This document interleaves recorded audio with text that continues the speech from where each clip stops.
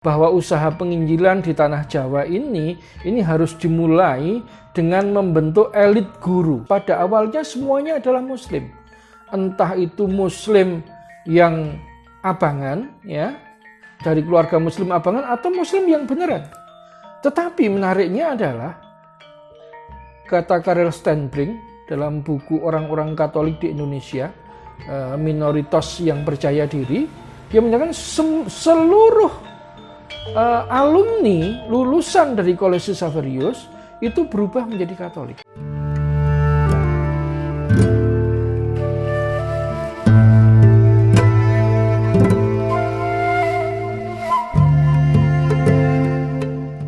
Bismillahirrahmanirrahim. Assalamualaikum warahmatullahi wabarakatuh. Alhamdulillahirabbil alamin. Wassalatu wassalamu ala asyrofil mursalin wa ala alihi wa ashabihi ajmain, amma ba'du. Alhamdulillah, pada kesempatan kali ini kita dapat melanjutkan perbincangan kita, pembicaraan kita mengenai misi Kristen di Indonesia, khususnya di Jawa. Kalau pada video-video sebelumnya kita sudah membahas tentang sosok Kiai Sadrah, maka pada kali ini saya akan membahas tentang misi Katolik. Hal ini menarik, meskipun inkulturasi budaya atau bagaimana memasukkan nilai-nilai kekristenan dalam budaya Jawa itu dimulai oleh kalangan Protestan. Kita sudah membahas tentang Cullen dan juga Sadrah, tetapi watak Puritanisme dari Calvinisme itu menyebabkan metode ini tertolak di kalangan Kristen Protestan, sehingga akhirnya kemudian yang melanjutkan metode inkulturasi misionaris ala Cullen dan Sadrah ini justru dari kalangan Katolik. Nah, ini menarik karena kalau tidak salah di bukunya Karel Stenbring memang sempat terjadi korespondensi antara Van Lith dengan Sadrah ini. Frans van Lith ini unik. Kalau sekarang Frans van Lith ini dianggap sebagai bapak misionarisme di Indonesia, baik oleh kalangan Katolik maupun Protestan, karena Frans van Lith ini mampu meletakkan metode penginjilan yang efektif di kalangan orang Jawa. Metode van Lith ini akhirnya kemudian mendapat istilah resmi, yaitu inkulturasi, yang kemudian disahkan menjadi sebuah metode pendekatan kebudayaan pada masa Konsili Vatikan II. Metode inkulturasi ini resmi diadopsi oleh Gereja Katolik. Jadi kalau pikiran Van Lith ini cukup sistematis, ya, karena ketika Van Lith melihat penginjilan yang dilakukan kepada orang per orang itu menurut Van Lith tidak efektif, karena metode penginjilan dengan bantuan sosial ataupun yang lain kadang-kadang menghasilkan kekristenan yang munafik. Mereka hanya mau mendekat ketika mereka itu mendapatkan bantuan. Oleh karena itu kemudian Van Lith melihat bahwa usaha penginjilan di tanah Jawa ini harus dimulai dengan membentuk elit guru. Elit guru pribumi. Mengapa? Yang pertama, di benak orang Jawa itu sudah tertanam bahwa Kristen itu identik dengan agamanya orang Belanda yang menjajah Indonesia. Sehingga faktor kolonialisme ini itu menjadi barrier yang cukup kuat dari orang Jawa untuk menolak agama Kristen. Oleh karena itu kemudian mulailah direproduksi para penginjil pribumi yang dimulai sejak zaman Cullen. Nah, oleh Van Lith ini diintensifkan bahwa penginjil pribumi ini yang dicetak adalah guru. Mengapa? Karena pada saat itu era politik etis, di mana Belanda itu banyak mendirikan sekolah-sekolah rakyat yang dipergunakan untuk menghasilkan buruh dan tenaga administrasi bagi perkebunan-perkebunan Belanda yang waktu itu sedang dibuka di mana-mana, dan juga untuk mengisi administrasi pamong praja pemerintah kolonial Belanda. Van Lith melihat ini, peluang ini, sehingga Van Lith kemudian mengubah metode penginjilannya dari penginjilan orang per orang menjadi membentuk sekolah guru yang cukup fenomenal yang didirikan di Muntilan, namanya Kolese Xaverius. Ada beberapa hal yang ingin saya garis bawahi dulu tentang Kolese Xaverius di Muntilan ini. Yang pertama adalah pemilihan lokasi yang dilakukan oleh Van Lith ini menarik. Ini saya pikir berdasarkan riset yang cukup serius. Mengapa? Karena dalam catatan sejarahnya, lereng Gunung Merapi ini termasuk wilayah yang paling akhir menerima Islam di tanah Jawa. Karena pasca keruntuhan Majapahit, memang kemudian koloni-koloni penduduk Majapahit ini bertahan di daerah pegunungan-pegunungan. Kita tahu kalau di Bromo misalkan itu malah masih banyak Hindunya. Kemudian di Lawu dan juga di Merapi. Nah, di Merapi ini ditemukan sebuah naskah namanya Naskah Merapi Merbabu yang dianggap merupakan naskah peninggalan Majapahit yang paling komplit. Dan Naskah Merapi Merbabu ini menarik karena dia ada naskah yang masih berupa naskah Hindu, kemudian ada yang sudah mulai mencerminkan pengaruh Islam di dalamnya, dan ada naskah Islamnya. Jadi itu menggambarkan bagaimana gradualisme proses Islamisasi di Merapi. Dan itu merupakan wilayah yang akhir, karena pada abad ke-17 wilayah Merapi itu masih merupakan wilayah Hindu-Buddha. Dari situlah Van Lith kemudian menggabungkan antara strategi mencetak guru pribumi dengan strategi inkulturasi, kristenisasi kebudayaan, katolikisasi kebudayaan. Nah, ini keduanya dijalankan oleh Van Lith. Nah, oleh karena itu yang cukup menarik seringkali ditulis dalam buku-buku biografi Van Lith dan juga tentang sejarah misionarisme Katolik di Jawa itu adalah bagaimana kemudian pada tanggal 14 Desember 1904 ya, itu ada sebanyak 171 orang yang berjalan dari Kalibawang, Yogyakarta, ya, Kulon Progo, Yogyakarta menuju Muntilan untuk menemui Van Lith ini dan minta dibaptis. Nah, ini menarik karena dalam analisis sederhana saya, ketika kemudian Sadrah dilarang berkarya oleh pemerintah kolonial Belanda, kemudian sempat terjadi korespondensi antara Kiai Sadrah dengan Van Lith. Nah, ini bisa jadi ini adalah para pengikut Sadrah yang akhirnya tidak puas dengan kekristenan ala Belanda, yang kemudian mencari kekristenan yang tetap bernafaskan Jawa, dan kemudian mereka menemukan Romo Van Lith ini. Mengapa? Karena dalam pandangan Romo Van Lith, menjadi orang Katolik itu tidak harus menjadi orang Eropa. Tetap bisa menjadi orang Katolik yang baik, tetapi juga menjadi orang, sekaligus menjadi orang Jawa yang baik. Itu adalah metode Van Lith, dan ini konsisten dilaksanakan oleh Van Lith, baik dalam penyelenggaraan pengajaran di sekolah guru Kolese Xaverius yang didirikannya, ataupun eksperimentasi kebudayaan Van Lith terhadap budaya Jawa. Nah,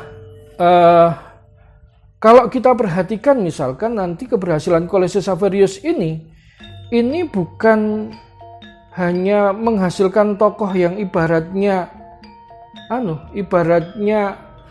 misionaris biasa. Kolese Xaverius itu mampu mencetak raksasa-raksasa intelektual yang diakui oleh bangsa Indonesia.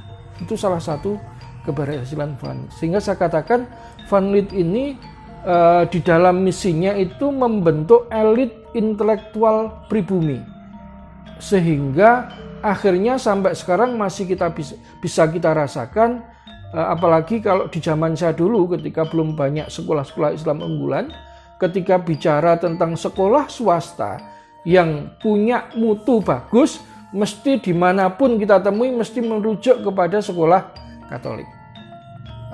Kalau di Purworejo ada SMA Pius, kalau di Solo mungkin ada SMA Joseph dan Ursulin, di wilayah lain juga seperti itu. Ini adalah tonggak yang ditanamkan oleh Van Lith bagi misionarisme di Indonesia. Nah, Misalkan nama-nama ya, saya bacakan. Ada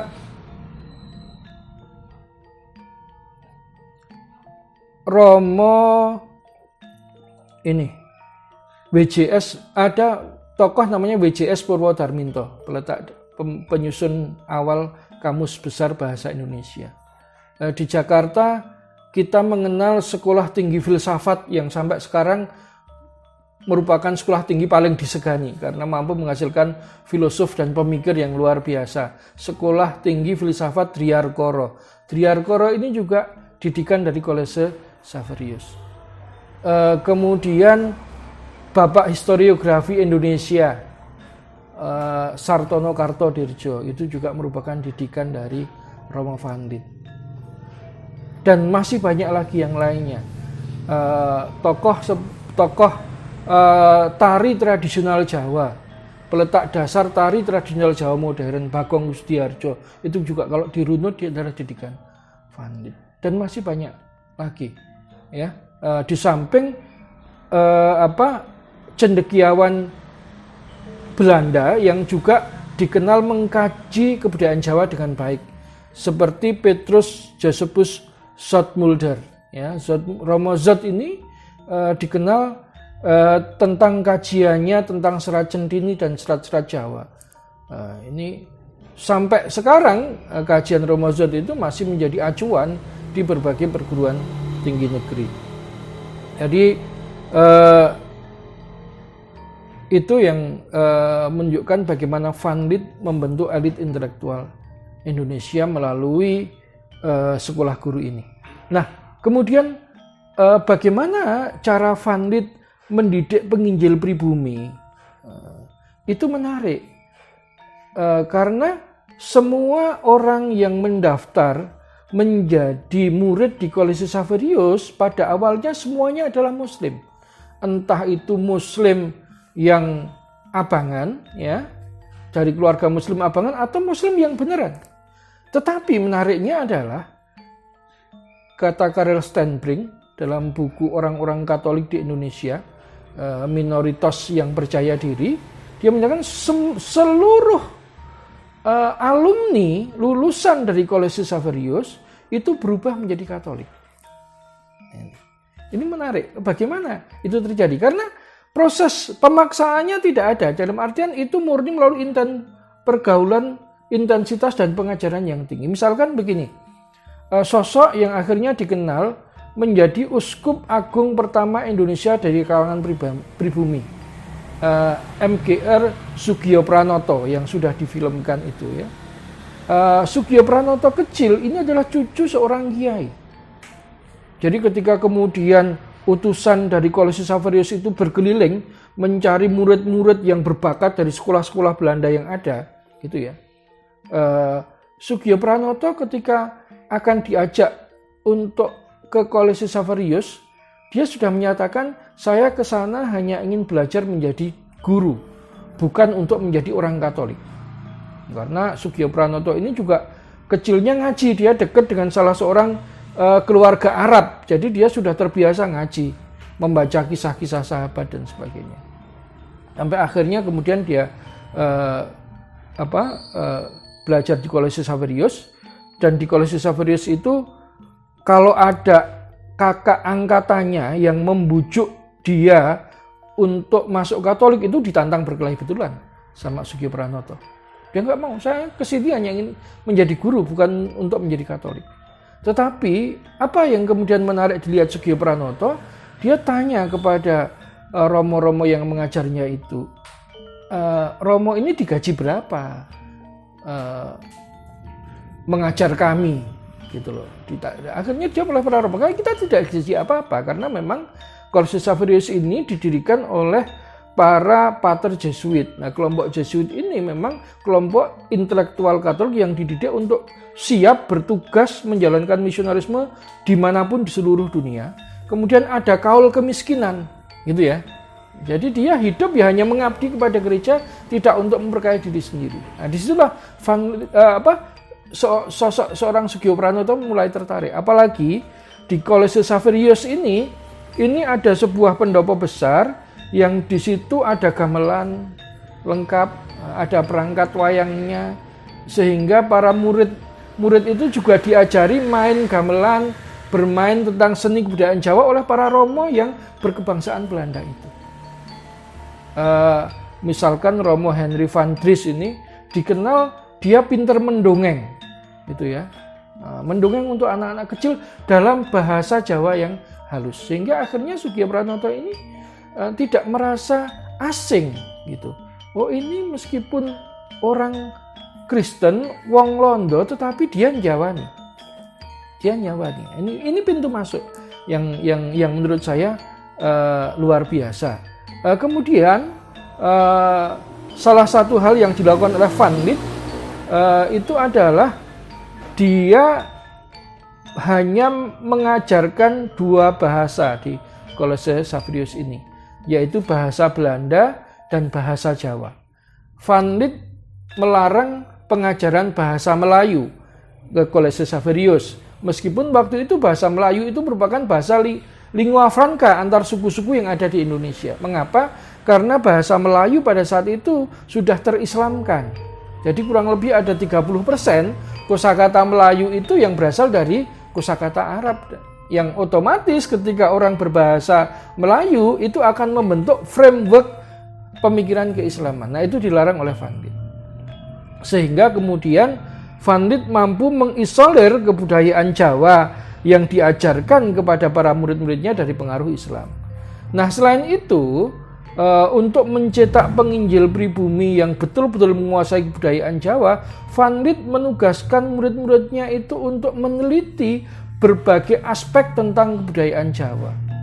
Misalkan Van Lith meminta muridnya untuk meneliti tentang masjid-masjid di Jawa, tentang tradisi kematian orang Jawa, tentang seni kuda lumping dan sebagainya. Sehingga terjadi pergumulan intelektual.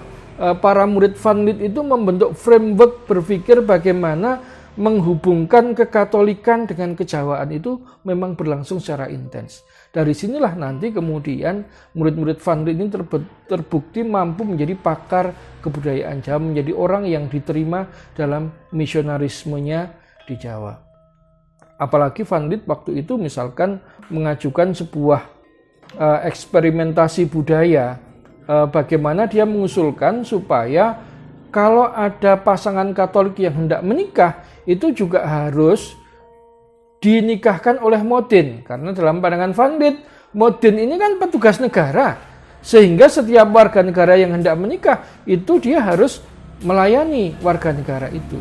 Meskipun eksperimentasi ini tidak pernah berhasil, gitu ya, tetapi itu menunjukkan bagaimana dan ada bagaimana seriusnya Van Lith mengkaji kebudayaan Jawa.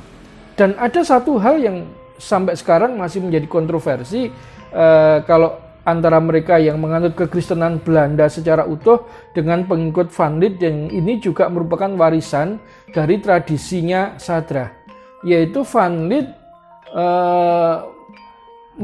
meminta para pengikut Katolik yang berasal dari bangsa Jawa itu untuk juga berkhitan, sebagaimana pengikut Sadrah dulu. Karena memang waktu itu khitan itu adalah salah satu penanda kejawaan seseorang. Nah, dari situlah nanti kemudian inkulturasi budaya ini dikembangkan oleh misionarisme Katolik, dan itu berlangsung sampai sekarang. Sehingga kalau kita dapat melihat ketika kita mencari buku-buku yang bertema tentang kebudayaan Jawa yang serius, yang akademik di berbagai toko buku atau perpustakaan, kita disuguhkan oleh karya-karya dari para pemikir dan cendekiawan Katolik. Karena memang dasar-dasar inkulturasi kebudayaan, bagaimana misionarisme kebudayaan memasukkan unsur-unsur kekatolikan ke dalam budaya Jawa, sehingga diharapkan kekatolikan itu mampu menjadi elan vital baru bagi budayaan Jawa. Ini diletakkan dengan sangat baik oleh Van Lith. Itu mungkin sebagai pengantar pada video kali ini. Akhirul kalam, bila taufiq wal hidayah. Assalamualaikum warahmatullahi wabarakatuh.